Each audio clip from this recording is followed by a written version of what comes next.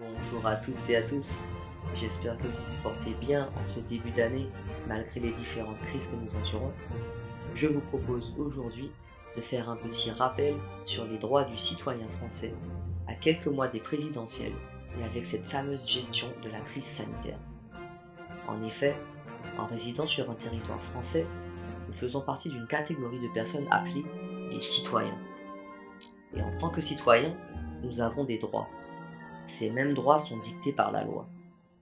Nous pouvons compter trois grands types de droits. Savez-vous lesquels? Le premier concerne la majorité et ses droits, c'est-à-dire le fait qu'un individu ayant atteint l'âge de 18 ans est considéré juridiquement comme pleinement responsable de ses actes. Oui, vous pouvez faire vos propres choix. Cela englobe les éléments suivants. La majorité matrimoniale, soit le droit de se marier sans l'aval d'un parent ou d'un tuteur.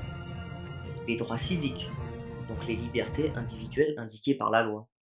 Le droit de vote, notamment pour les présidentielles. Le droit d'éligibilité, pour ceux qui rêveraient d'être un jour à la tête du pays ou bien d'un parti politique. Et enfin, la liberté d'expression. Mais attention, ceci peut vous être retiré par décision judiciaire si vous commettez certaines infractions. Le second type correspond aux droits socio-économiques. Cela fait référence au droit à la protection sociale, c'est-à-dire le fait de se faire rembourser les frais médicaux. Et ensuite, les droits liés au travail, par exemple le SMIC, le RSA, l'assurance chômage ou encore la retraite.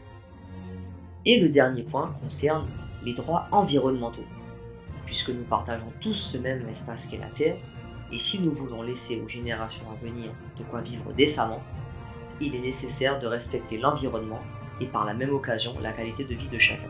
Toujours en qualité de citoyen, avoir des droits implique des devoirs de citoyen. Mais rassurez-vous, nous verrons cela dans une prochaine vidéo. Et je termine donc en posant la question suivante. Pensez-vous que tous les citoyens ont vraiment les mêmes droits? Voilà, c'est tout pour aujourd'hui. J'espère que cette vidéo vous a plu et que cela vous a rafraîchi la mémoire.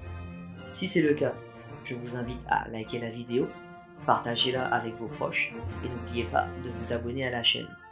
Sur ce, je vous dis prenez soin de vous et rendez-vous pour la prochaine vidéo.